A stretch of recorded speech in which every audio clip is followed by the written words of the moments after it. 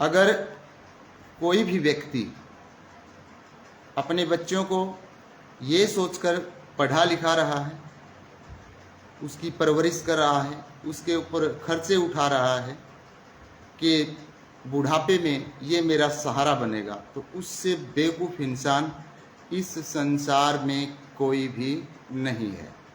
साथियों, मेरी बात आपको बहुत बुरी लगी होगी, लगने दो, इट डजेंट मैटर। जो सच्चाई है उस सच्चाई का खुलासा होगा। अगर आप सुनना चाहते हैं तो पूरी वीडियो सुने, अन्यथा अभी इस वीडियो को छोड़कर चले जाए। सबसे पहली बात यह है साथियों कि जैसे हम फेसबुक चलाते हैं, यूट्यूब चलाते हैं, इंस्टाग्राम चलाते हैं या और अदर एप्लीकेशंस का हम यूज़ करते हैं, आज सारी दुनिया मोबाइल में ही उलझ के रह गई है और साथियों उलझना भी चाहिए। मैं तो ये कहता हूँ कि अगर किसी इंसान के पास आज के समय में कम से कम एंड्रॉयड फ़ोन नहीं है तो उस व्यक्ति की कोई अहमियत नहीं है। कल मैं लाइव आया था, कल की लाइव पे बहुत ज़्यादा प्यार मिला। कल मैंने बताया था कि लड़कियां आजकल इतने तलाक क्यों ले रही हैं, क्या वो अपने पति से सेटिस्फेक्शन नहीं पा रही, क्या रीज़न है, ये रीज़न बताए थे। और साथियों उस विषय पर, क्योंकि वो भी बहुत लंबा विषय है, हर दिन मैं लाइव आता हूँ, तो वैसे 1 बजे का समय होता है मेरा लाइव आने का, लेकिन मैं आपको बता देता हूँ कि मैं पूरा दिन ही लाइव रहता हूँ। मेरी बहुत सारी फेसबुक आईडीज़ हैं, कई मेरे यूट्यूब चैनल हैं, तो मुझे अलग अलग जगह पे काम करना पड़ता है, तो लगभग मैं 8-10 घंटे बोलता ही रहता हूँ। 8-10 घंटे मेरे पढ़ने में निकल जाते। मैं मुश्किल से 3 घंटे सोता हूँ, बाकी नहाना धोना ये रहता है। इसके अलावा मेरा कोई काम नहीं। बहुत सारे साथी आज का ये टाइटल देखकर सोचेंगे कि ये हम किस मूर्ख व्यक्ति के लाइव पर आ गए। तो जो नए साथी है, पुराने साथियों को तो पता है कि मास्टर सुखविंदर खोखा का जिंदगी का कोई एक्सपीरियंस है या ये वैसे ही लाइव बैठ जाते हैं। नए साथियों को मैं बताना चाहूँगा, और लाइव में बोलना, डियर फ्रेंड्स, लाइव में झूठ बोलना इतना आसान काम नहीं है। ऐसा नहीं है कि ये लाइव मेरे गांव के लोग, मेरे रिश्तेदार, मेरे जानकार इस लाइव को नहीं सुनते। मैं जो भी बोलता हूँ सत्य बोलता हूँ। और डियर फ्रेंड्स, किसी को अच्छी लगे तो सुनो, अच्छी न लगे तो न सुनो। किसी को सपोर्ट करना है सपोर्ट करें, किसी को सपोर्ट नहीं करना सपोर्ट न करें। क्योंकि मैं एक चीज़ समझ चुका हूँ, जैसे कि हमने गीता की, भगवत गीता की लाइनें पढ़ी भी हैं, सुनी भी है कि कर्म करो फल की इच्छा न करो। इस सेंटेंस का संदर्भ अलग अलग तरीके से होता है। तो मेरा जो संदर्भ है इस सेंटेंस का, जो इस सेंटेंस से मैंने सीखा है कि कर्म करो फिर फल की इच्छा नहीं। मैंने इसको ऐसे समझ लिया कि कर्म ही फल है। यानी कि मैं लाइव आता हूँ, इस लाइव को कितने लोग शेयर करेंगे, कितने लोग लाइक करेंगे, कितने लोग सुनेंगे, कौन सुनेगा, कौन गाली बकेगा, कौन अप्रिशिएट करेगा, मुझे कोई लेना देना नहीं। जब मैं लाइव आता हूँ मुझे लाइव में ही मज़ा आ जाता है। तो फिर फल की इच्छा मैं क्यों करूं? मेरा कर्म ही मेरा फल है, यानी कि मुझे फल उसी समय मिल रहा होता है जिस समय मैं कर्म कर रहा हूं। आगे भविष्य किसने देखा है? तो काफ़ी साथी लाइव को सुनने लगे हैं। तो जितने साथी लाइव को सुन रहे हैं उन्हें मैं बता देना चाहता हूं कि हरियाणा में लगभग 3.25 करोड़ की जनसंख्या है। 3.25 करोड़ की जनसंख्या में मास्टर सुखविंदर खोखा यानी कि मैं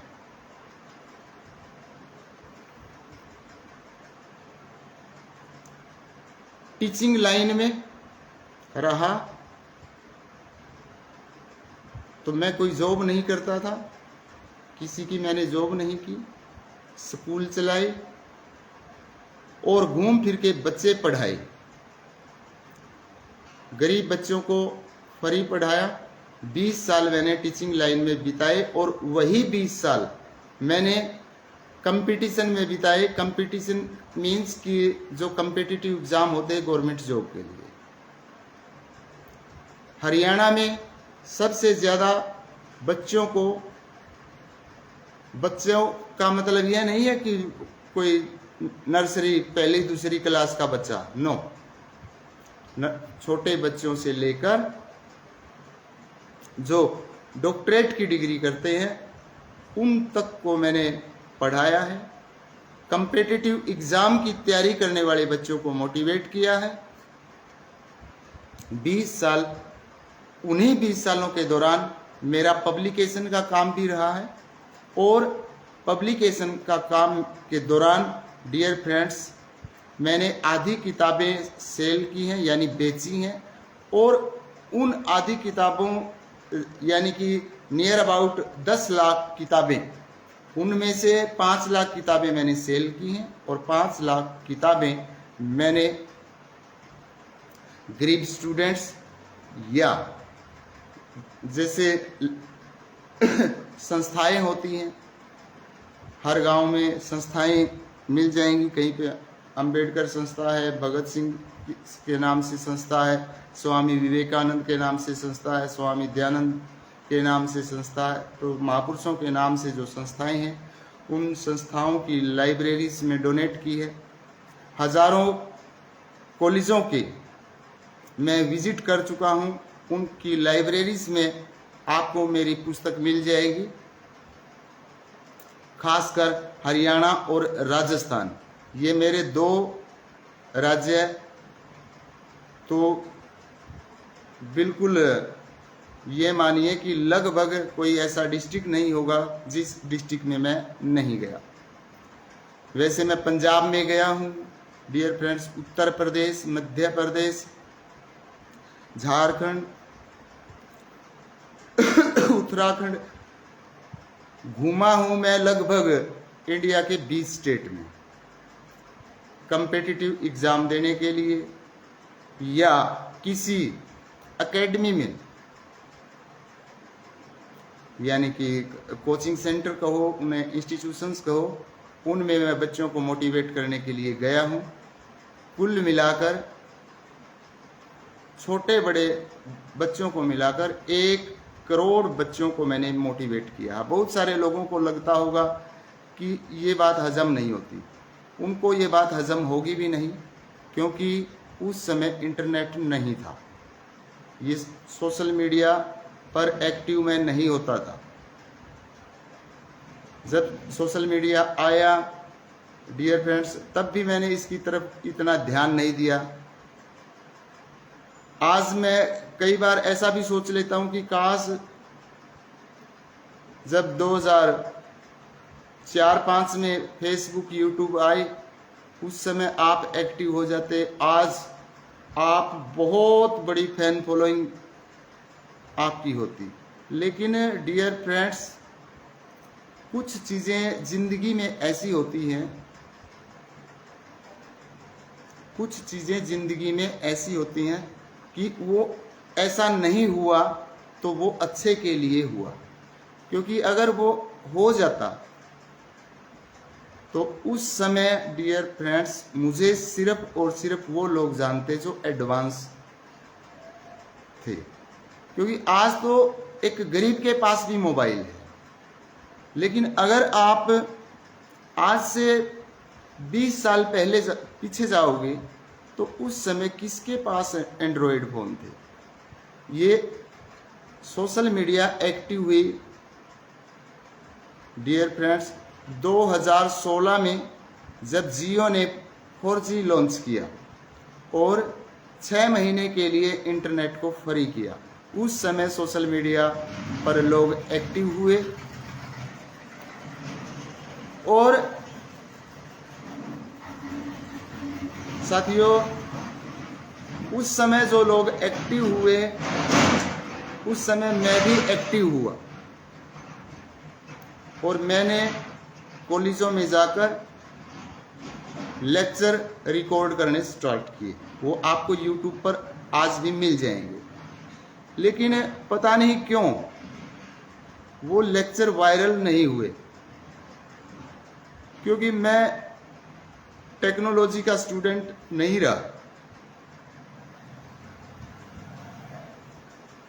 मेरी इंग्लिश अच्छी थी और आज भी अच्छी है, लेकिन इंग्लिश का अच्छा होना इट डजेंट मैटर कि मैं लैपटॉप, कंप्यूटर, मोबाइल फ़ोन इनमें भी अच्छा हूँ, ये कोई ज़रूरी नहीं। तो कम्पिटिटिव एग्ज़ाम की अगर मैं बात करता हूँ तो डियर फ्रेंड्स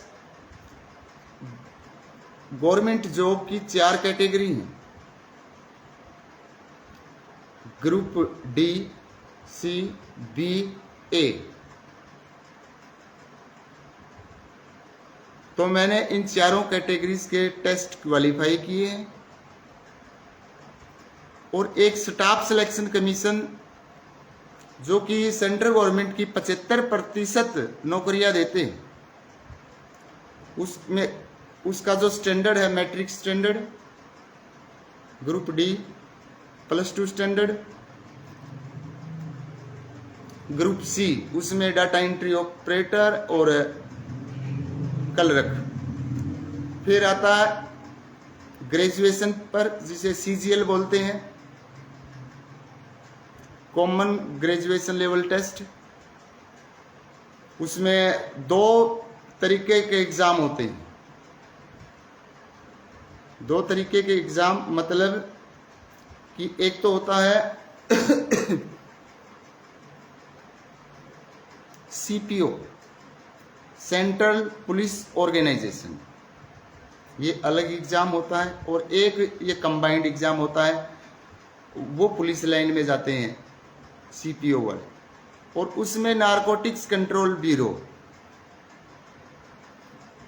का एग्ज़ाम भी होता है। नारकोटिक्स कंट्रोल ब्यूरो की उस समय यानी कि जब 2006-07 में मैंने परीक्षा दी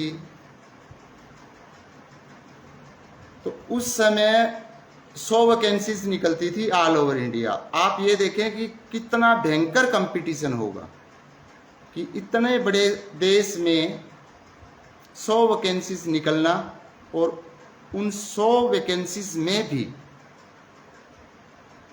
मास्टर सुखविंदर खोखा टॉप रैंक पे रहना, सीजीएल क्वालिफाइड। उसके बाद एक एग्ज़ाम और होता है सीजीएल से भी अपर, उसके लिए जो हमारी एलिजिबिलिटी चाहिए वो पोस्ट ग्रेजुएशन लेवल पर होता है, पोस्ट ग्रेजुएशन लेवल टेस्ट। उसमें फिर और जो चीज़ें होनी चाहिए एलिजिबल होने के लिए, ट्रांसलेशन का कोर्स, 2 साल का टीचिंग एक्सपीरियंस,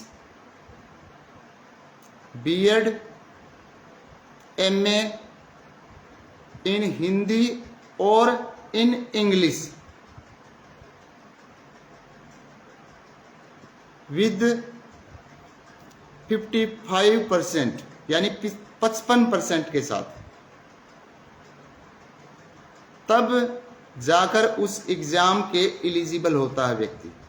तो उस एग्ज़ाम को मैंने 4 बार दिया, 2011 में, 2012, 2013 और 2014। और उत्तरी पश्चिमी भारत, क्योंकि इनके रीजनल सेंटर बटे हुए हैं एसएससी के, उत्तरी पश्चिमी भारत का मैं 4 बार मैंने एग्ज़ाम दिए और 4 बार ही मैंने टॉप किया। ये बातें मैं वैसे नहीं बोल रहा, क्योंकि सोशल मीडिया पर वैसे नहीं बोल सकते हम। जिस व्यक्ति में कुछ है वही व्यक्ति बोल सकता है। मैंने ये काम किया है। रही बात पब्लिकेशन की, डियर फ्रेंड्स, 5 लाख की किताब डोनेट करना, 5 लाख किताबें मैंने सेल की है, बेची है। और मेरी किताब अमेरिका के 37वें राष्ट्रपति निक्सन के घर पर भी आपको मिल जाएगी। डियर फ्रेंड्स, अगर कोई भारतीय अमेरिका में रहता है, उस दौरान वो 37वें राष्ट्रपति नहीं थे, वो 37वें राष्ट्रपति रह चुके थे, क्योंकि उनके पास वो किताबें पहुंची थी मेरी 2013 में। 2014 में 37वें राष्ट्रपति रिचर्ड निक्सन का निधन हो जाता है मई के महीने में। तो वहाँ तक मेरी पुस्तक गई।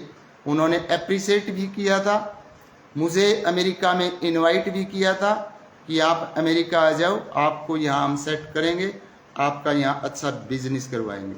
मैंने मना कर दिया था साथियों। किसी साथी को यकीन न हो रहा हो तो बेशक लाइव से हट सकते हैं, क्योंकि मैं काफ़ी वीडियोस में ये प्रूफ दिखा चुका हूँ कि रिबिल्ड अमेरिका पुस्तक की ट्रांसलेशन इंग्लिश में मैंने की।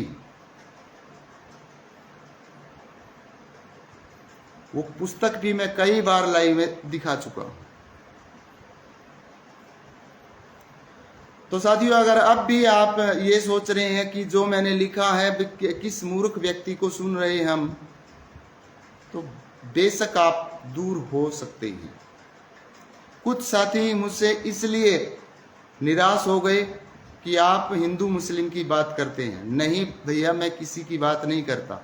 मैं हर उस व्यक्ति से नफरत करता हूं जो हमारे देश से नफरत करता है। वो चाहे हिंदू हो, चाहे मुस्लिम हो, सिख हो, बौद्ध हो, ईसाई हो, जैन हो, मुझे इनसे कोई लेना देना नहीं है। और मैं हर उस हिंदुस्तानी से प्यार करता हूं जो अपने देश से प्यार करता है। और मैंने, डियर फ्रेंड्स, जब मैं 4th क्लास में पढ़ता था तभी एक बड़ा सपना लिया था। और मैं कौन होता हूं सपना लेने वाला? ये जो हमारे दिमाग में ख्याल आते हैं, ये ख्याल कुदरत ही हमारे दिमाग में पैदा करती है, क्योंकि कुदरत ने हमें किसी विशेष मकसद के लिए भेजा है। और हर इंसान इस पृथ्वी पर यूनिक है।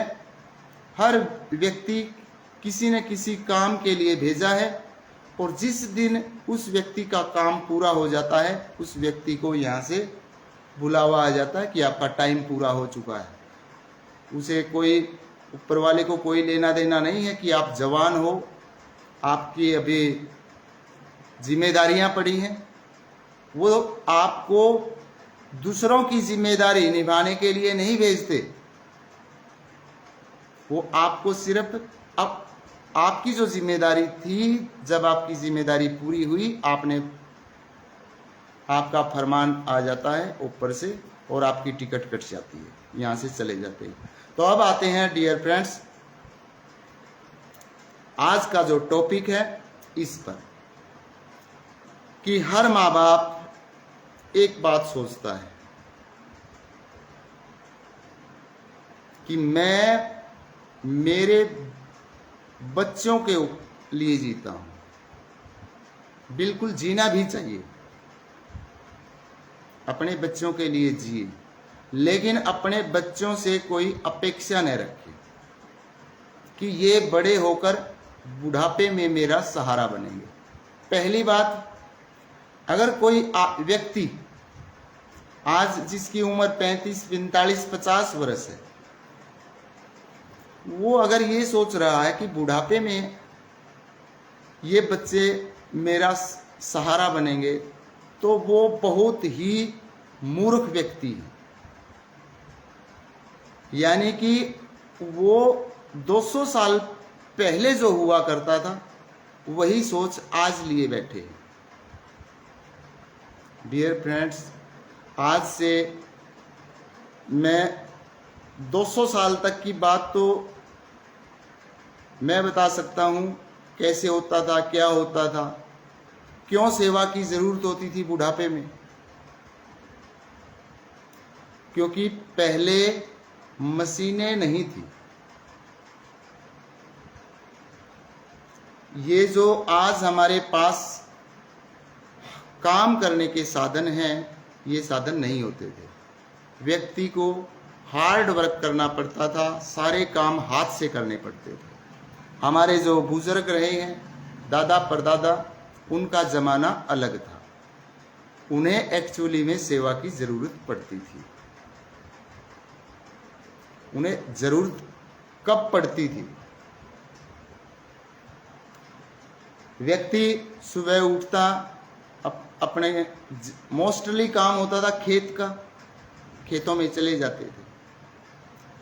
किसी का काम घड़े बनाना था, किसी का काम लकड़ी का था, किसी का लोहे का था, किसी का सोने का काम था, किसी का पत्थर तोड़ने का काम था। यानी वो सुबह अपना काम शुरू कर देते, शाम को अपना काम ख़त्म कर देते, खाना खाकर सो जाते।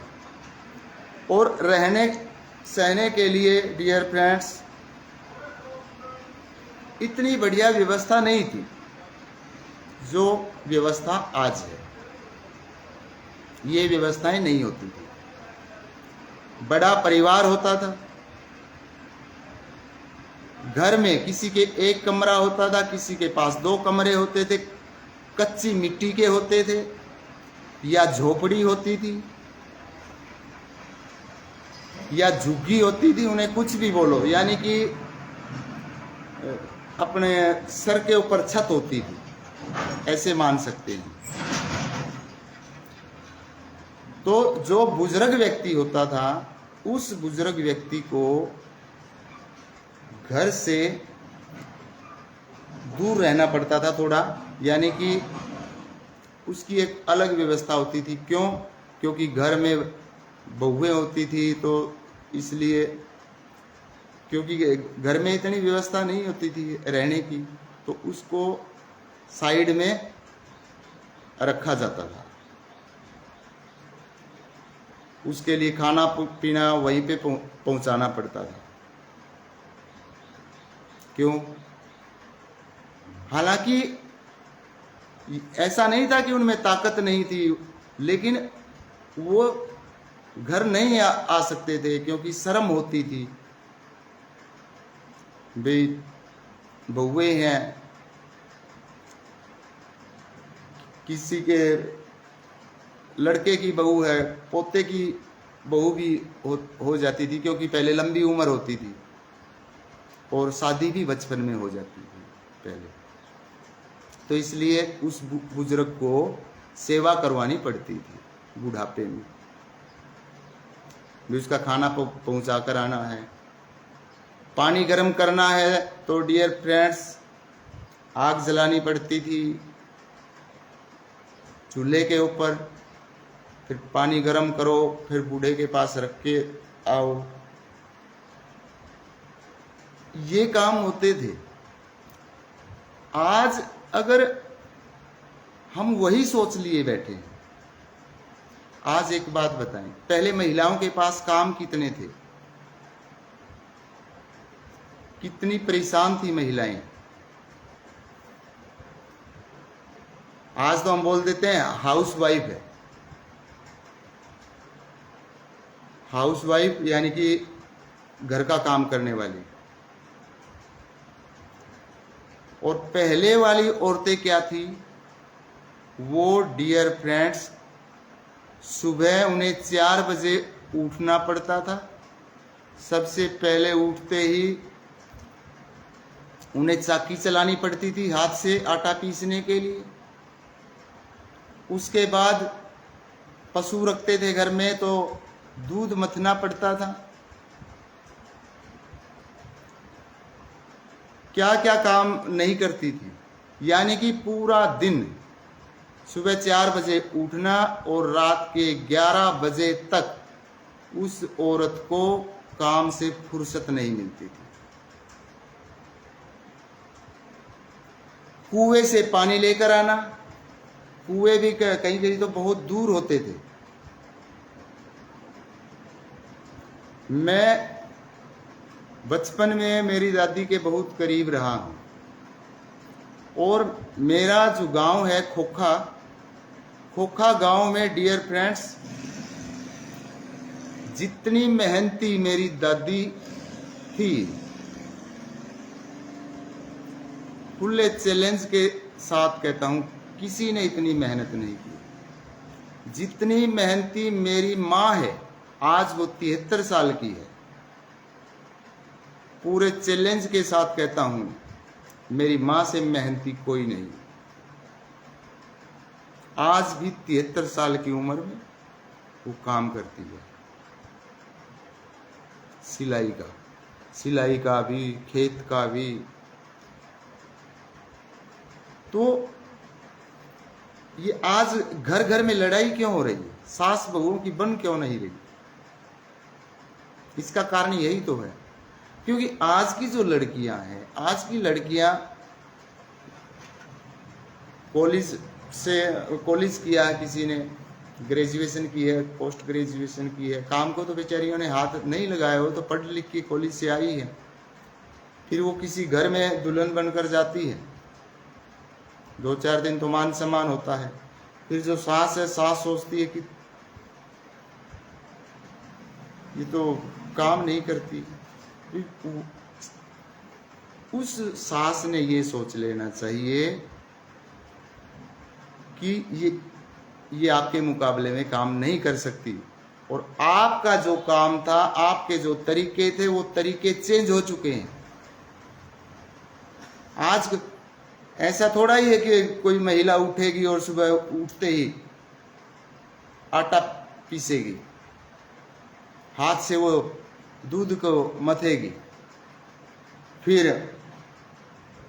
वो उपले बोलते हैं, हमारे हरियाणा में वो से बोलते हैं, गोबर के, जो एक अलग से होता था, उसे हरियाणा में हारा बोलते, उसके अंदर आग जलाना।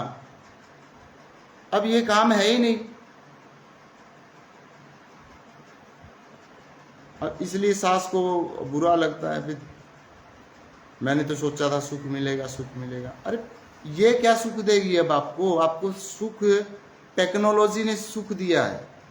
आदमी की आज जो हमारी लाइफ है, ये जो सुख है, ये सुख हमें कहाँ से मिल रहा है? टेक्नोलॉजी से, साइंस से। तो ये बढ़ती जा रही है, तो हमें सुख यहीं से मिल सकता है। तो अपने बच्चों को पढ़ाएं लिखाएं, लेकिन वो पुरानी जो सोच है उसको आप डिलीट कर दें, अपने सॉफ्टवेयर में न रखें कि नहीं भाई बहू है, सास के पांव नहीं दबाती, ये नहीं करती, वो नहीं करती। वो काम है ही नहीं। जब वो काम है ही नहीं डियर फ्रेंड्स, आज पहले सासों के पांव दबाए जाते थे। क्यों? क्योंकि सास काम करती थी तो बहू का फर्ज होता था कि घुटनों में भी इसके थोड़े से पांव दबा दिए जाए ताकि इसे रिलैक्स मिले। और इन चीज़ों को संस्कारों में जोड़ दिया। अब अगर किसी को घुटने में दर्द है तो डियर फ्रेंड्स, घुटने में दर्द है तो तेल की मालिश करो और ठीक हो जाएगा। या बहू उन पांवों को दबाएगी तभी आपका दर्द गायब होगा। यही कारण है आज घर घर में लड़ाई है। वो समझ नहीं रहे कि हम पहले कहाँ थे, अब कहाँ आ गए, 5 साल बाद कहाँ चले जाएंगे, 20 साल बाद हम कहाँ चले जाएंगे। सपोज करो आज कोई व्यक्ति शादी के लायक हुआ है, या जिसने अभी अभी शादी की है, या जिसके अभी अभी बच्चा हुआ है, या जिसके बच्चे 2-4 साल के हैं, और वो ये सोच रहे हैं कि बुढ़ापे का मेरा सहारा बनेगा। अरे आप कौन सी सोच ले रहे हो? कौन सा सॉफ्टवेयर लिए बैठे हो? 200 साल पुराना सॉफ्टवेयर जो आपके दिमाग में पड़ा है उसे डिलीट करें। क्या सेवा करवाओगे आप? आज जो बुजुर्ग हैं, डियर फ्रेंड्स, आज जो बुजुर्ग हैं वो बीमार हैं। वो बीमार सिर्फ इसलिए है, अपनी सोच नहीं बदल पा रहे। वो टेंशन में है कि हमने हमारे माँ बाप की इतनी सेवा की, हमारी औलाद सेवा नहीं कर रही। अब वो सेवा का, डियर फ्रेंड्स, अब उनको समझ में नहीं आ रहा कि आपने जो सेवा की वो जमाना अलग था। उस समय आपने, हर व्यक्ति ने काम करना पड़ता था। अब मान लिया कि पहले किसी बच्चे को ये बोल दिया करते थे बुजुर्गों को कि जा भाई आप अपने ताऊ को, दादा को, जिसका घर दूर हो या नज़दीक हो, भी उसको बुला के लेके आ। बच्चा भागा भागा जाता, उसको बुला कर लेके आता। भी मेरे पिताजी बुला रहे हैं, मेरे दादाजी बुला रहे हैं। कहते बड़ा आज्ञाकारी, मेरा कहना मानता है। अब अगर यही बात आज के बच्चे को कहें, आज के किशोर को कहें, आज के जवान को कहें, भाई आप मेरा यो काम कर दो, तो वो व्यक्ति तो वही काम फोन से करेगा। अब उस बूढ़े को समझ में नहीं आ रहा, उसको लग रहा है कि मेरा कहना नहीं माना, आप मतलब मेरी सुनाई नहीं करते। ये तो कुर्सी पे बैठा है, सोफे पे पड़ा है, लेटा पड़ा है, एसी चल रही है, कूलर चल रहा है। आपका काम, जब एक बात बताएं साथियों, जब घर बैठे उसने काम कर दिया तो उस बूढ़े को काम पसंद नहीं आएगा। क्यों वो काम पसंद नहीं आएगा? हम तो ऐसे नहीं, हम तो हमारे दादा या पिताजी एक आवाज में खड़े हो जाते थे। अब खड़ा होने की जरूरत तो नहीं है।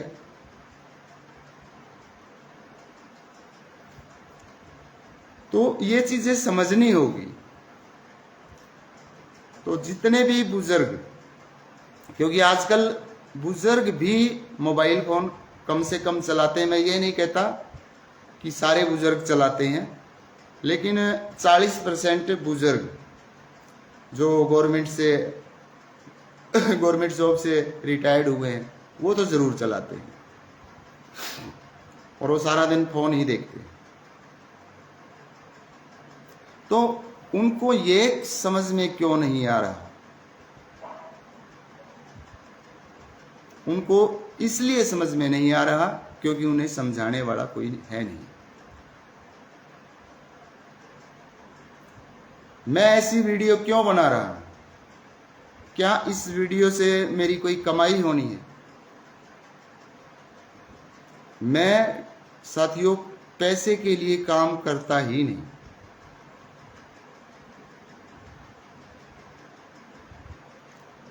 ये मेरी पर्सनल थिंकिंग है।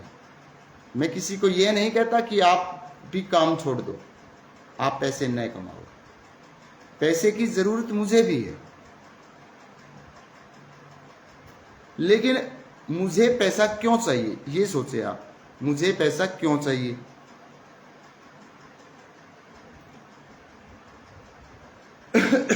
पैसे की जरूरत इसलिए है भाई मैंने मकान बनाना है, तो मेरा मकान बना हुआ है, मैं क्यों टेंशन लूं? मुझे साधन चाहिए, मेरे पास साधन है। मुझे टीवी देखना है, अब तो चलो इसका एलईडी का ज़माना आ गया, तो एलईडी है मेरे पास। यानी कि जितनी मेरी रिक्वायरमेंट है वो मेरे पास है।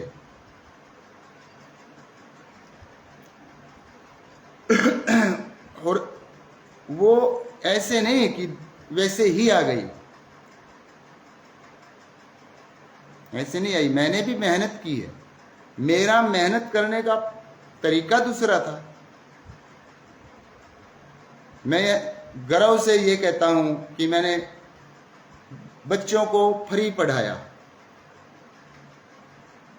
अगर मैं पैसे ले लेता उनसे तो भी मेरे पास यही चीजें होनी थी, मकान, गाड़ी, मोटरसाइकिल, मोबाइल फोन, तब भी मेरे पास यही होती।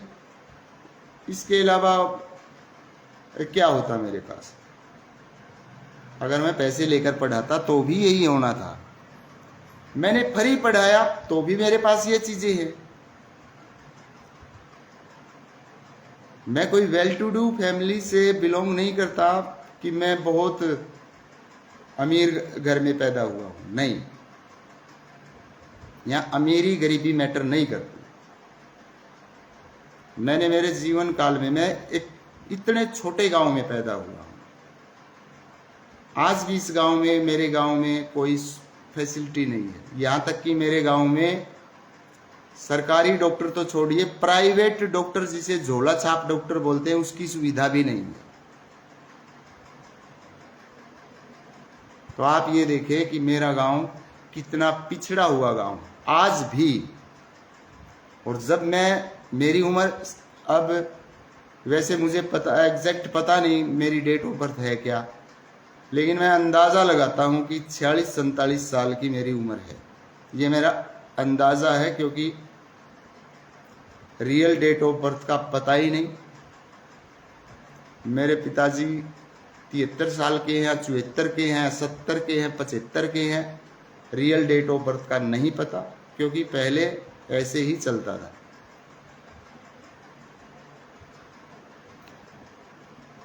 हाँ, स्कूल की डेट ऑफ बर्थ के हिसाब से मैं 46 साल का हूं, तो मेरे हिसाब से उससे मैं कुछ न कुछ बड़ा ही होऊंगा, क्योंकि ये इतना एक्टिव तो उस समय थे नहीं। आज तो 2-2, 2.5 साल के बच्चों को स्कूल में डाल रहे हैं लोग, और डालना भी चाहिए, क्योंकि समय बदलते समय के अनुसार हमें बदलना होगा।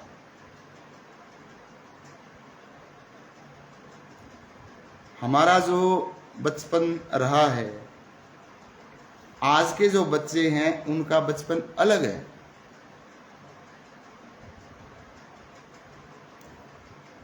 पहले बच्चे बाहर खेलने जाते थे, खेतों में चले जाते थे, किसी पड़ोसी के यहाँ खेलते रहते थे, वहां सो भी जाते थे, और माँ बाप को कोई टेंशन भी नहीं होती थी कि वो इतनी देर से बाहर है, कहाँ गया। लेकिन आज सिचुएशन है चेंज्ड। अगर 1 घंटा भी बच्चा इधर उधर मिस हो जाता है तो माँ बाप के होश उड़ जाते हैं, क्योंकि समय बदल गया। पहले वाली सभी परिस्थितियां बदल चुकी हैं। जब मैं छोटा था, मेरे जो उम्र के मेरे गांव के बच्चे थे, हम सारे गांव का जो तालाब होता है, जोहड़ होता है, उसमें नहाते थे। तालाब भी वही है। आज बच्चे नहाना तो छोड़िए, लोग भैंस का पानी पिलाना भी पसंद नहीं करते वहां। क्यों? क्योंकि अरेंजमेंट बदल गया। घर घर पानी की सुविधा है। अगर घर पे पानी की सुविधा है, बाहर कौन नहाने जाएगा? पहले पानी की फैसिलिटी नहीं थी, तो माँ बाप ये थोड़ा कहेंगे कि आप तालाब में क्यों नहा रहे हो। जब घर पे पानी ही नहीं है तो बच्चा तालाब में नहाएगा, नहर पे नहाएगा।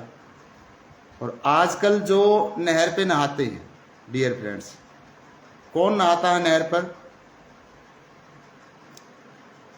यूथ की बात कर रहा हूं मैं। कैसा यूथ तालाबों पर जाकर स्नान करता है? ऐसा यूथ जो एक नहर के किनारे पटरी पर बैठकर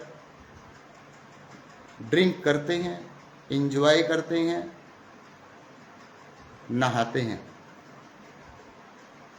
और 100% में से 1% में ऐसा होता है कि किसी न किसी का वहां पे मर्डर हो जाता है। चाहे वो अपने आप डूब के मरो, लेकिन वो किसी न किसी के उसका दोष मंड दिया जाता है। तो यही कारण है कि आजकल भी कौन बच्चों को ये कहेगा जाओ भाई नहर पे नहा कर आओ? कोई नहीं कहेगा। आज लगभग डियर फ्रेंड्स ये माने, जो लोग गरीबी का रोना रो रहे हैं, देखो सरकारें आती जाती रहती है, बट अब इन जो 10-11 सालों में मैंने देखा, हमारे देश से गरीबी बहुत ज्यादा मिट गई है, हट गई है।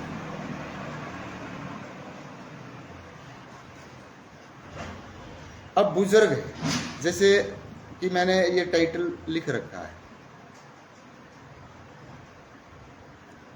अब मैं हूं, सपोज करेंगे मेरे पिताजी या मेरी माँ बीमार हो गए, मेरे पास पैसा नहीं है। मुझे पैसे की जरूरत तो नहीं है। क्यों जरूरत नहीं है? क्योंकि इनका ट्रीटमेंट फ्री होगा, इनका इलाज ही फ्री है। फिर टेंशन लेने की जरूरत क्या है? 70 साल से ऊपर का अगर कोई व्यक्ति है, उसका पूरे भारत में फ्री इलाज हो रहा है, तो फिर किस बात की टेंशन लेनी है? दूसरी बात भी, बुढ़ापा पेंशन, मान लिया कि बूढ़ा बूढ़ी रह रहे हैं, 2 व्यक्ति हैं, 3-3 हजार रुपये उन्हें मिल रहे हैं, 6,000 मतलब पर डे 200 रुपये। पर डे 200 रुपये में उनका खाना पीना बन सकता है। मैं एक बिल्कुल नॉर्मल से भी नीचे के व्यक्ति की बात कर रहा हूं। तो उन्हें भी इस चीज का टेंशन नहीं लेनी चाहिए। भाई हम तो ये करा करते, बाप दादा के लिए ये किया करते, उस समय सिस्टम अलग था। अब आजकल क्या है कि घरों में जैसे थोड़ा सी जो मिडिल क्लास फैमिली में आते हैं डियर फ्रेंड्स गवर्नमेंट जॉब वाले। गवर्नमेंट जॉब वालों को मिडिल क्लास में गिना जाता है। मिडिल क्लास के लोगों के 50% मिडिल क्लास के जो लोग हैं, 50% के पास आज एसी है कमरों में। तो अब आप सभी को पता है कि जो जिस घर में एसी है तो कमरा बंद रखना पड़ेगा, कॉमन सेंस की बात है। क्योंकि अगर कमरे में बाहर की हवा आ रही है तो उस एसी का कोई फायदा नहीं। अब उनका लड़का है, लड़के की बहू है, उनके कमरे में एसी लगा हुआ है, वो कमरे को बंद रखेंगे। उधर ही दूसरे कमरे में जो उनके माता पिता, उन्हें एसी की हवा सूट नहीं कर रही, उनके ऊपर छत का पंखा चल रहा है। फैसिलिटी में तो है, वो उन्हें सुविधा तो मिली हुई है, क्योंकि एसी में वो नहीं एडजस्ट कर पाएंगे। अगर उन्हें एसी एडजस्ट होता है, लड़का और बहू एसी में है और उनके लिए एसी का अरेंजमेंट नहीं कर रहा, तो लड़के की गलती है। लेकिन अगर वो ये कहे भी ये तो सारा दिन कमरा बंद रखे हैं, ये बताओ घर में लड़ाई होगी या नहीं होगी? डेफिनेटली होगी। क्योंकि उन्हें यह समझ में नहीं आ रहा क्या कि अगर इनके कमरे में एसी है तो एसी है तो कमरा बंद रखना पड़ेगा। लेकिन वो चीज सास को हजम नहीं होगी, ना ही ससुर को हजम होगी। क्यों? क्योंकि जब वो नए कभी तो वो भी दूल्हा दुल्हन बने थे, उनके पास वो सुविधा नहीं थी। तो मैं जो बुजुर्ग हैं या जो बुजुर्ग की लाइन में जाने वाले हैं, क्योंकि बुजुर्ग की लाइन में सभी ने जाना है,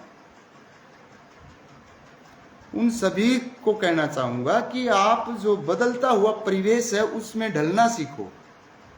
आप पीछे के समय की ओर न जाओ कि हम तो ऐसे ही किया करते थे, कोई बुजुर्ग आया घर पे, ये आजकल तो जमाना खराब आ गया, हम तो ये किया करते थे।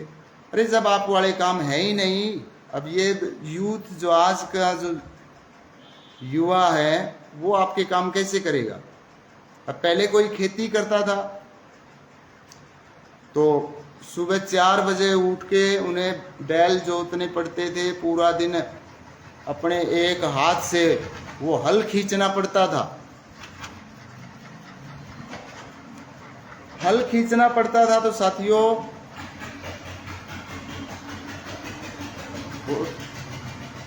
उसे भूख भी ज्यादा लगती थी, उसे भूख ज्यादा लगती थी। तो अगर उसकी घरवाली रोटी लेके जाती खेत में, अगर वो लेट हो जाती तो उसे गुस्सा आता था और उसकी वो पिटाई भी कर देता था। लेकिन आज खेती करना कितना आसान हो गया है। अब कौन हाथ से हल चला रहा है, लेकिन इन लोगों को कौन समझाए? भी आप अपने बच्चों से लड़ रहे हैं कि हम ये किया करते थे, हम ये किया करते थे। आप तो किया करते थे, लेकिन अब तो ये तो नहीं करेंगे, ये तो पूरा दिन हल नहीं खींचेंगे, आप तो पता नहीं क्या किया करते थे। तो बदलते परिवेश में बदलना होगा। डियर फ्रेंड्स, अपने जो बच्चे हैं, जिनके बच्चे हैं, जिनके बच्चे पढ़ाई कर रहे हैं, उनको कई माँ बाप क्या है कि अपने सपने अपने बच्चों में देखना शुरू कर देते कि बेटा मैं फौजी बनना चाहूँ था, मैं फौजी बन नहीं पाया किसी कारण, आपने फौज में लगना। हो सकता है उसका फौज में मन ही नहीं हो, उसके ऊपर आपके सपने मत लागो, क्योंकि आपके सपने थे, आपसे पूरे नहीं हुए, ये दोष आपका है, इस बच्चे का दोष नहीं है। ये बच्चा आपके घर में पैदा हुआ है, आप इसके बायोलॉजिकल फादर हैं, लेकिन आप इसके भाग्य विधाता नहीं हैं। आप इसे डॉक्टर, इंजीनियर कुछ नहीं बना सकते। ये माँ बाप जो बहुत सारे वीडियोज आजकल आप देखते होंगे सोशल मीडिया पर कि, और ज़्यादातर शहरों में बहुत ज़्यादा हो रहा है हाल, कि मैं बहू ने घर से निकाल दी, फिर वहाँ मीडिया वाले पहुँच जाएंगे, देखो भाई ये कलयुगी बेटा। कलयुगी बेटा क्यों कह रहे हो उसे? किस नाम का कलयुगी बेटा है? किस नाम की वो कलयुगी माँ है, बहू है? कुछ तो इन मीडिया वालों ने देश का माहौल खराब कर दिया। उस बुढ़िया को क्यों नहीं समझा रहे आप कि तुम्हारा जमाना अलग था, ये जमाना अलग है। आपने जो काम किया आपकी मजबूरी थी, इनकी मजबूरी नहीं है, इनके पास वो काम करने के लिए मशीनें हैं। भाई आपको खेतों से लकड़ी सिर के ऊपर उठा के लेके आई होगी घर पे, फिर चूल्हे में आपने जलाई होगी, आंखों में मतलब धुआं गया होगा, आप तकलीफ में रही होगी। लेकिन अब आपकी बहू थोड़ी तकलीफ में जाएगी। गलती डियर फ्रेंड्स, बहुत सारी वीडियोस आप देखते होंगे, मैं भी देखता हूं। मैं तो वीडियोस क्या, मैंने तो घूम फिर के ही देखा है कि गलती बुजुर्गों की है। और जो कमेंट करने वाले होते हैं ना, कमेंट करने वाले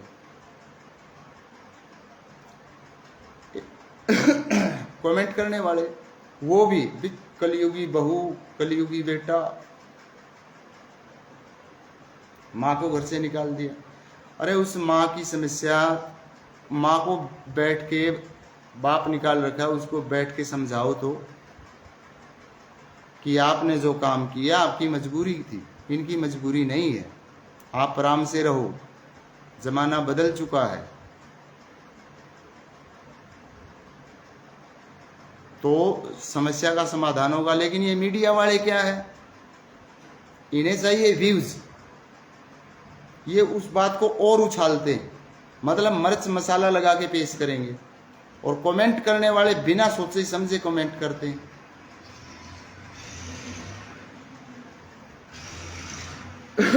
अब एक बात बताएं साथियों,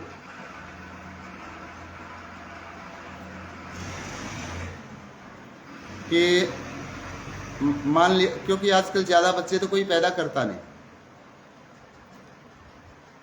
मान लिया किसी के एक लड़की है एक लड़का है, मान लेते हैं, वो पढ़ाए लिखाए, लड़की की शादी कर दी, लड़के की जॉब लग गई। हमारे संस्कार क्या कहते हैं? माँ बाप की सेवा करो। अब वो लड़का माँ बाप की सेवा करेगा या वो जहां उसकी ड्यूटी है वहां जाएगा?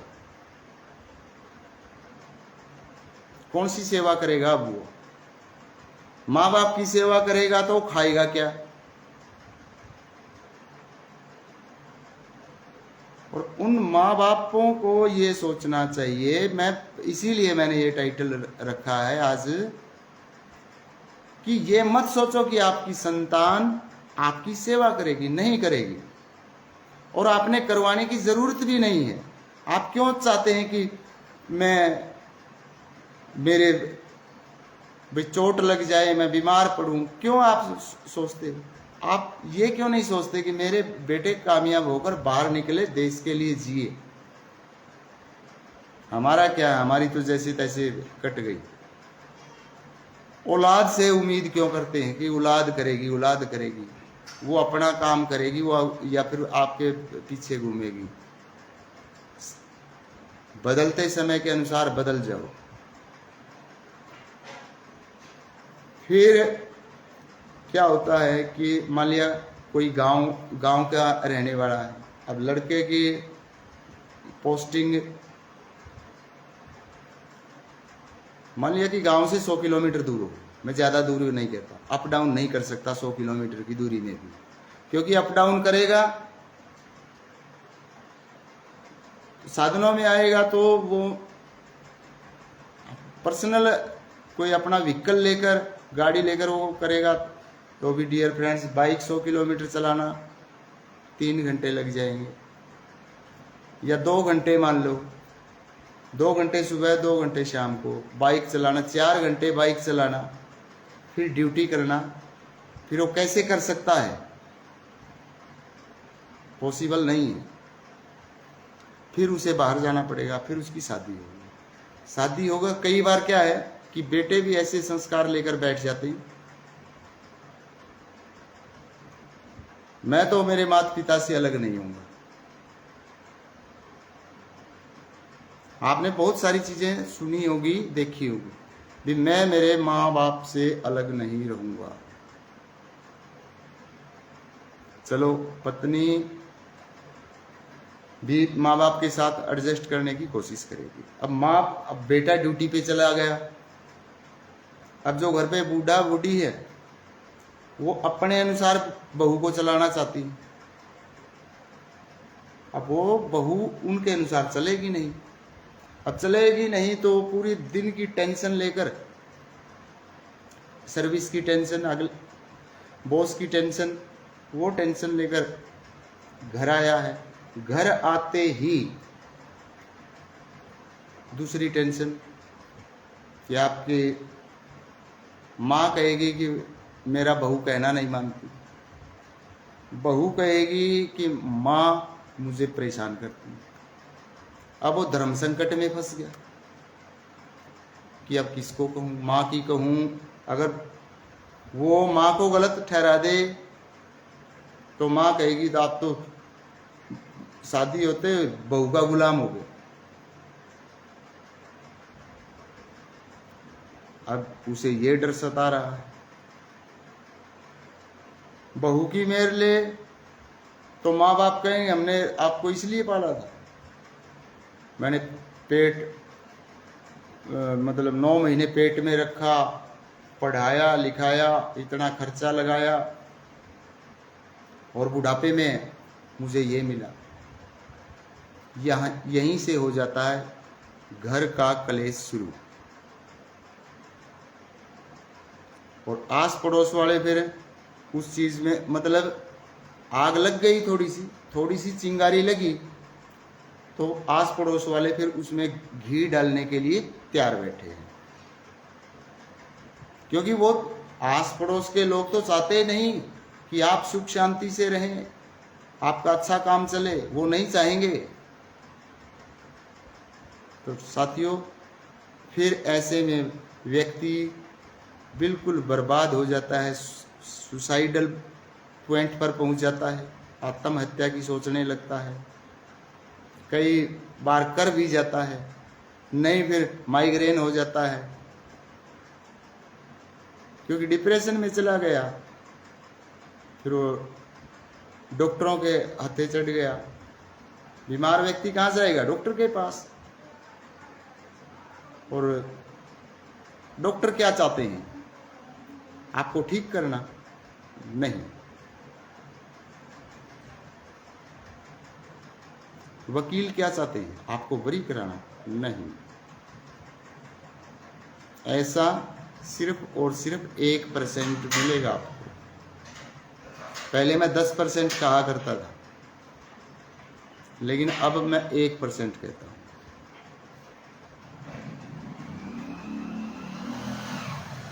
तो साथियों मेरे विचार आपको कैसे लग रहे हैं? अगर अच्छे लग रहे हैं तो ठीक, अच्छे नहीं लग रहे तो ठीक। ना ही मैं आपको ये कहता कि वीडियो को लाइक करें, अगर वीडियो अच्छी लगती है तो कर देना, नहीं लगती तो मत करना।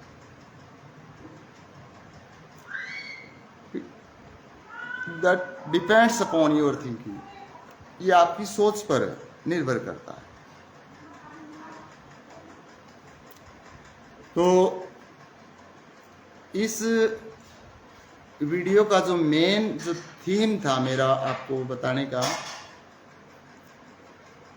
कि हमें सिर्फ और सिर्फ अपने जो बच्चे हैं उनको पढ़ाना है। अगर उनका पढ़ाई में दिमाग नहीं चल रहा,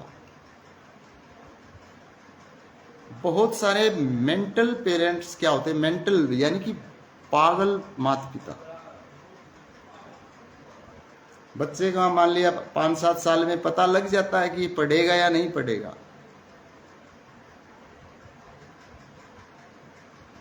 क्योंकि अगर बच्चा पहली से आप पैसे दे दे के उसको 7th 8th तक ले आए और उसे 9 तक पढ़े नहीं आते,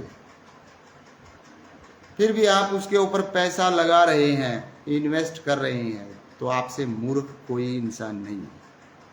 इससे अच्छा वो पैसा आप बच्चे को कहें खेल कूदे हमारे पास रहो, वो बच्चा उस बच्चे के लिए पैसे को इकट्ठा कर ले, डिपॉजिट कर ले, और जब वो बड़ा हो जाए पैसे से कोई भी बिजनेस किया जा सकता है, कोई भी काम धंधा शुरू किया जा सकता है। जरूरी नहीं है कि सरकारी नौकरी ही कोई धंधा है। हमारे देश का पिछड़ने का सबसे मेन कारण तो यही है कि हर बंदा चाहता है कि सरकारी नौकरी को ही रोजगार मानते हैं। क्या रोजगार है सरकारी नौकरी? आप क्या सोचते हैं? अगर इतना बड़ा ही रोजगार होता, इतना बड़ा ही मतलब इतना खुला जीवन होता सरकारी नौकरी, तो मैं पागल हूं क्या? मैंने स्टाफ सिलेक्शन कमीशन को टॉप तक किया है, 7 डिग्री लिए बैठा हूं, पागल हूं मैं? हाँ, किसी का मन करता है सर्विस करने का, सेवा करने का, क्योंकि देखो इस संसार में सारे लोग तो एक जैसे नहीं हो सकते, इम्पॉसिबल है ये, क्योंकि फिर तो संसार चलेगा ही नहीं। सारे डॉक्टर नहीं बन सकते, सारे अध्यापक नहीं बन सकते, सारे इंजीनियर नहीं बन सकते, सारे वकील नहीं बन सकते, सारे जज नहीं बन सकते, डियर फ्रेंड्स, सारे क्लर्क नहीं बन सकते, क्योंकि सारे सब मान लिया कि सारे ही लोग गवर्नमेंट जॉब में चले गए। आपका मकान कौन बनाएगा? कौन बनाएगा? ये जो सड़कें बनती ये कौन बनाएगा? सारे कुछ नहीं बनते। हर व्यक्ति अपना कर्म फिक्स है उसका कि इसने करना क्या है, और काम का कोई छोटा बड़ा नहीं होता। डियर फ्रेंड्स, नाई बार्बर जो बाल काटता है, मैंने जो कटिंग करवा रखी है अब फिलहाल,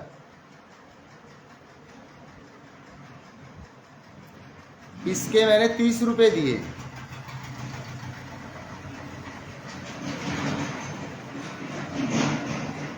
इस कटिंग के मैंने 30 रुपए दिए हैं और बहुत अच्छी कटिंग है। और यही कटिंग मैंने एक बार नहीं, ग्वालियर में करवाई है कई बार। इसी तरह की कटिंग होती थी, 300 रुपये।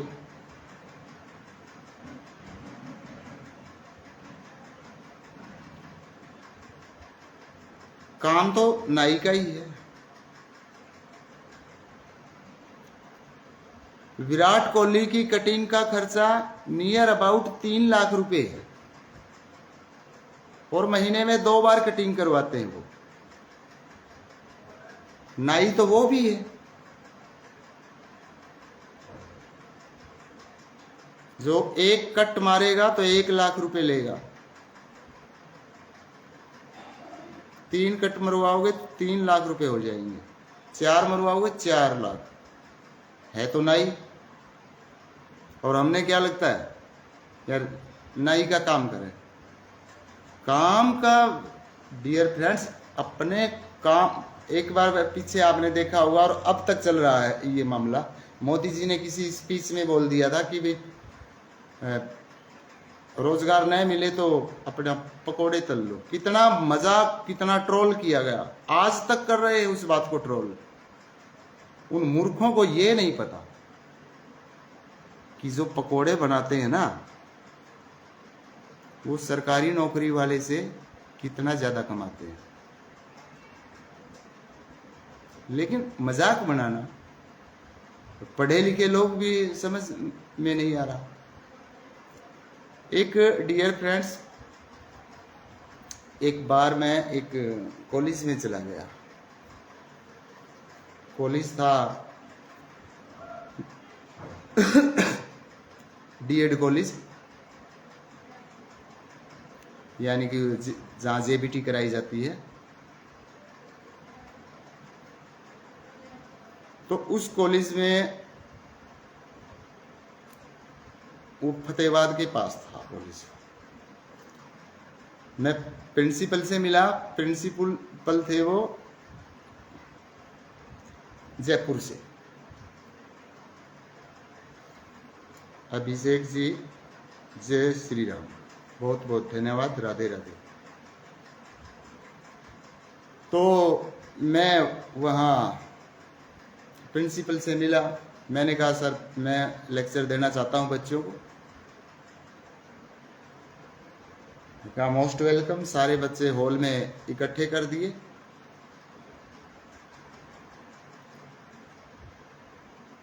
मैंने डियर फ्रेंड्स में 45 मिनट का लेक्चर दिया करता था और 45 मिनट के लेक्चर में मैं इतना कुछ सिखा देता था कि एक बार किसी बच्चे ने 45 मिनट की क्लास में बैठ गया तो जिंदगी भर कहीं पढ़ा हो लेकिन मुझे नहीं भूल पाएगा। ऐसा मेरा टीचिंग मेथड था। टीचिंग मेथड मेरा आज भी वही है। वही बात है कि हमने हथियार छोड़ दिए। इट डजंट मीन कि I have forgotten how to teach. इसका मतलब ये नहीं कि मैं पढ़ाना भूल गया, मैं बस पढ़ाता नहीं। तो होता क्या है कि मैंने बच्चों को लेक्चर देकर मैंने कहा भाई मेरी पुस्तक है, गाड़ी खड़ी है और 20 रुपए की पुस्तक है एक। बच्चों ने पुस्तकें ले ली। फिर मैं प्रिंसिपल के पास बैठ गया, डिस्कस करने लगा। मैंने कहा सर आपकी सैलरी कितनी है? उन्होंने कहा 25,000 रुपये, क्योंकि वो प्राइवेट कॉलेज था। प्राइवेट कॉलेज में ये बात है डियर फ्रेंड्स आज से नियर अबाउट 2007 की, यानी कि 18 साल पहले की। तो 25,000 रुपये सैलरी बताया उन्होंने। 25,000 रुपये मेरी सैलरी।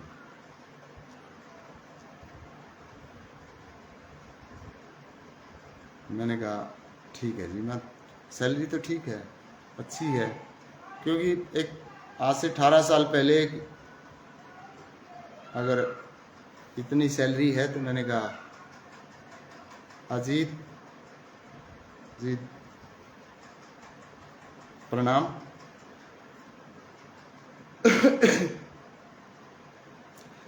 तो मैंने कहा ठीक है सैलरी तो। उसने कहा सैलरी तो आपको लग रहा है ठीक है, मैं जयपुर का रहने वाला, हरियाणा में पढ़ा रहा हूँ, फैमिली से दूर हूँ। अगर मैं हर महीने भी मेरे घर अप डाउन करूं, बाहर रहता है बाप, कॉलेज का प्रिंसिपल है, तो बच्चों के लिए भी कुछ लेके जाना पड़ेगा, खाली नहीं जाया जाएगा। मैंने कहा मैं ये भी नहीं कर सकता, मैं यहाँ किराए पे रहता हूँ भट्टू में। मैंने कहा जी बात तो सही है, एक्चुअली में सोचने की बात है। एक ओकेदा रिपोर्ट थी। और ठीक उसी कॉलेज में डियर फ्रेंड्स एक कैंटीन थी, और वो कैंटीन वाला पर डे 4,000 रुपये कमाता, यानी कि 1,20,000 रुपये की उसकी आमदनी। और प्रिंसिपल की 25,000। और बड़ा अपनी मुट्ठियों को, दोनों मुट्ठियों को ऐसे टाइट करके वो अपने घर पे 5,000 रुपये पहुंचा पाता हुआ। और वो जो 4,000 कमा रहा था उसके घर पे अगर वो शाम को मतलब अगर वो इंजॉय भी करता हो, मतलब अगर वो ड्रिंक भी यूज करता हो, तो भी 500 रुपये का खर्चा करके तो भी घर पे 3,500 रुपये देगा। लेकिन हम क्या है, एक एजुकेशन के उसमें स्टैंडर्ड में फंस गए। मैं तो पढ़ा लिखा हूं, मेरे से तो ये काम नहीं होगा, मेरे से ये नहीं होगा। और ये जो सोच है डियर फ्रेंड्स, ये सोच हमारे दिमाग में अंग्रेजों के द्वारा डेवलप की गई है।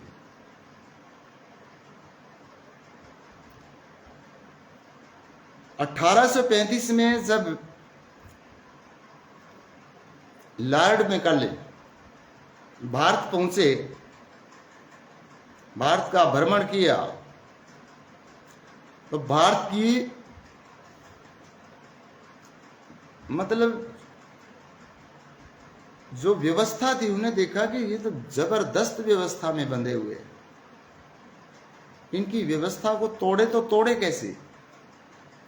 जो लोग आजकल हमको कहते हैं ना जातिवाद था, ये था, वो था, ये था, वो था, इन्हें तो करनी है राजनीति, इन्हें तो समाज तोड़ना है, राजनीति करनी है, वोट लेने हैं, कोई जाति के नाम से, कोई धर्म के नाम से। ठीक है, ये एक अलग विषय है। लेकिन व्यवस्था कितनी बढ़िया थी कि भारत गांव में बसता है, लोग गांव में रहते थे, शहरों में चुनिंदा लोग थे, और वो शहर भी गांव जैसे ही थे। घरों में कुटीर उद्योग होते थे, यानी ये कह सकते हैं हम कि हर बंदा उद्योगपति था। कुटीर उद्योग का मतलब क्या हुआ? कुटीर का मतलब होता छोटा, कुटीर उद्योग हर घर में होता था, यानी कि छोटा उद्योगपति तो हर घर में था। ऐसा कोई भारत में घर नहीं था जो जिसके घर में कुटीर उद्योग न हो, चाहे कोई चमड़े का काम ही क्यों न करता हो, लेकिन करता तो घर पे था। उसका मन करे तब करेगा, मन करेगा तब नहीं करेगा, खुद का मालिक था वो। कोई कपड़ा बुनता था, कोई घड़े बनाता था, कोई लोहे का काम करता था, कोई नाई का काम करता था। और नाई के ऊपर मुझे बात याद आ गई दोस्तों, एक नाई सिर्फ बाल नहीं काटता था,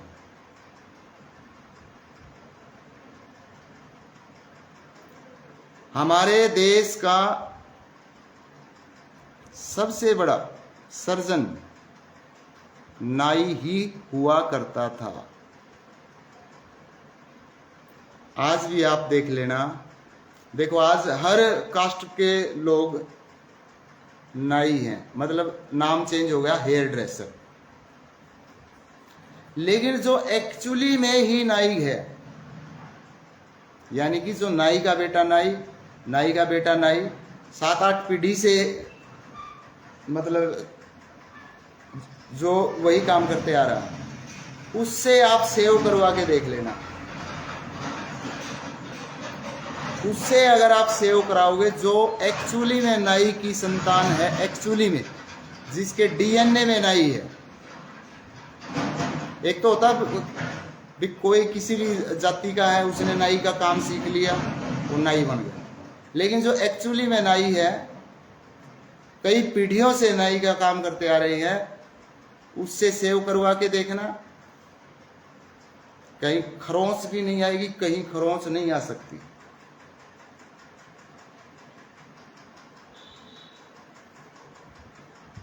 इनके हाथ में इतनी सफाई है। ये जो चीजें होती है ना, जैसे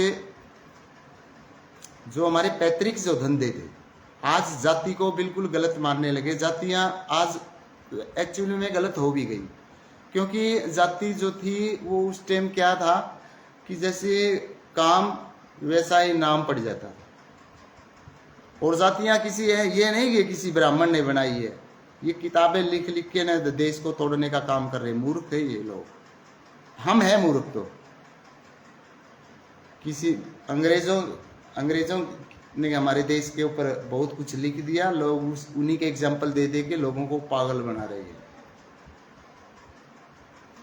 दे are misleading whole of the country, पूरे देश को मिसलीड कर रहे हैं, यानी कि मिसगाइड कर रहे हैं, रास्ते से भटका रहे हैं। आपको जैसे आपने सुना होगा कि गाना बजाना किसका काम है? डूम का। डूम जाति गाने बजाने का काम करती थी। अगर मैं अब हरियाणा की बात करूं, कितने डूमों के बच्चे आज स्टार हैं? एक भी नहीं है। कारण क्या? राजनीति के जातिवाद के हत्थे में चढ़ गए। कहां चढ़ गए? जातिवाद के हत्थे में चढ़ गए, पिछड़ गए सारे। उनका धंधा कहां चला गया कि हरियाणा में तो वो है, जाटलैंड है ये। तो आप देख लेना, जितने स्टार हैं वो सारे जाट मिलेंगे। हालांकि गला किसका टॉप होता है? डूम का। जैसे हरियाणा के अगर मैं सांग क्षेत्र की बात करूं, सांग क्षेत्र की, धर्मवीर सांगी जो लीलो चमन के किस्से से हिट हुए, धर्मवीर सांगी का बेटा है। एक बंदे को भी आवाज में नहीं हिलने देगा, लेकिन स्टार नहीं है। इसके पीछे बहुत सारे कारण हैं डियर फ्रेंड्स, और ये सारा खेल घूम फिर के राजनीति के ऊपर आ गया। अब कास्ट का कोई फंडा नहीं रहा, और मैं तो सरकार से अनुरोध करता हूं कि इस कास्ट को और रिजर्वेशन को एक साइड में रख देना चाहिए, क्योंकि ये बेकार की चीज है। कास्ट रिजर्वेशन दोनों ही चीज बेकार है। लोग रिजर्वेशन क्यों दे रही है गवर्नमेंट? वोट बैंक टूट जाएगा, वोट बैंक टूट जाएगा नहीं तो, क्योंकि लोगों के दिमाग में जाति का जहर इतना तक ठूस दिया गया है। अगर कोई व्यक्ति सत्य बोलता है, उसका कोई साथ नहीं देता।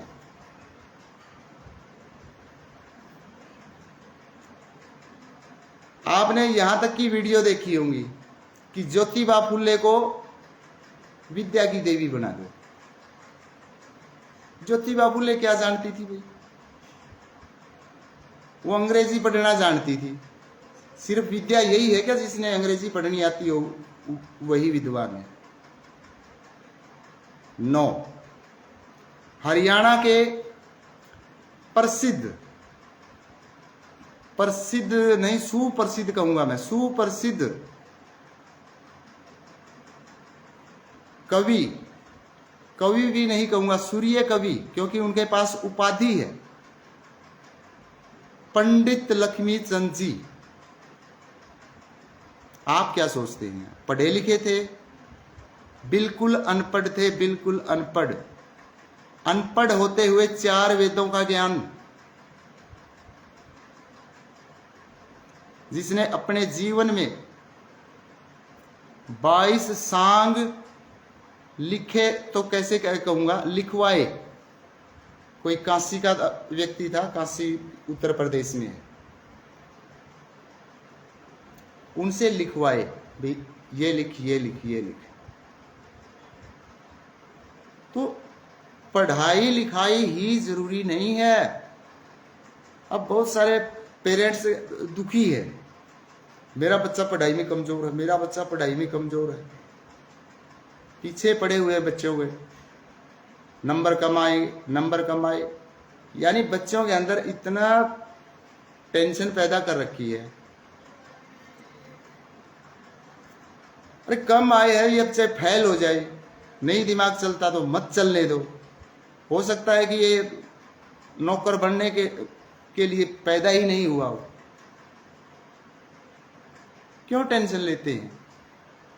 क्योंकि हर व्यक्ति किसी न किसी खास मकसद के लिए बना है। मैं अगर बोल रहा हूं, 28 साल से बोल रहा हूं मैं, और बड़ी बड़ी स्टेजों पर बोल रहा हूं, और आपको ये जानकर बहुत बहुत हैरान हो जाएंगे कि हरियाणा का प्राइवेट सेक्टर का नर्सिंग क्षेत्र में सबसे पहला कॉलेज शहीद उधम सिंह नर्सिंग कॉलेज बरोटा, उस कॉलेज में 60 साल से कम व्यक्ति को, मतलब जेंट्स को, एंट्री नहीं करने देते। आप उस कॉलेज के रूल देखिए, चाहे उसकी लड़कियां ही क्यों न पढ़ती हो, बट वो कॉलेज के कैंपस में नहीं जा सकता। उसकी एंट्री सिर्फ बाहर है, फीस काउंटर, फीस जमा करवा। कोई शिकायत है तो डायरेक्टर साहब से मिलो, ये नहीं कि मेरी तो बेटियां पढ़ती हैं, कैंपस में चला जाएगा, नो। और मास्टर सुखविंदर खोखा जब 23 साल का था, उस कॉलेज में लेक्चर दिया करता था। और उस कॉलेज में, डियर फ्रेंड्स, मैं ये नहीं कहता वो सस्ता कॉलेज है, वो हरियाणा का सबसे महंगा कॉलेज है। वहां जितनी भी लड़कियां पढ़ती हो, सारी लड़कियां हॉस्टल में रहती हैं वहीं पर। और मेरी उस 23 साल की उम्र में भी मेरे को जो वहां के डायरेक्टर थे कॉलेज के, BS नड्डा जी, उन्होंने बाकायदा एक लेटर पैड दे रखा था मेरे को, क्योंकि वो ज्यादातर विदेशों में रहते हैं। उसने लिख के दे रखा था कि जब भी मास्टर सुखविंदर खोखा हमारे कॉलेज में आए, सभी बच्चों को सेमिनार हॉल में बैठाना है, खाना खिलाए बिना जाने नहीं देना। तो कुछ न कुछ तो मेरे अंदर यूनिक है ना, कि मेरी एंट्री कैसे थी। ये सोचकर वहां जितनी भी वो फीमेल स्टाफ था जो, या जितनी भी स्टूडेंट्स थी, वो मेरे से ये देखो कि कितनी इंप्रेस होती होगी कि जिस कॉलेज में 60 साल से कम का कोई जेंट्स एंट्री नहीं कर सकता, तुम्हारे पेरेंट्स तक यहाँ एंट्री नहीं कर सकते, तो इस व्यक्ति में कोई ना कोई खास बात है। तभी BS नड्डा जी ने लिख कर दे रखा है। तो एक लड़की एक किताब नहीं लेती थी, डियर फ्रेंड्स, मेरी एक लड़की 2 किताबें लेती थी। और कई बार तो ऐसा होता था कि 5 की 5 भी ले, क्योंकि 20 रुपए की मेरी किताब होती थी। भारद्वाज जी, पंकज जी, धन्यवाद बहुत बहुत। तो 20 रुपए की मेरी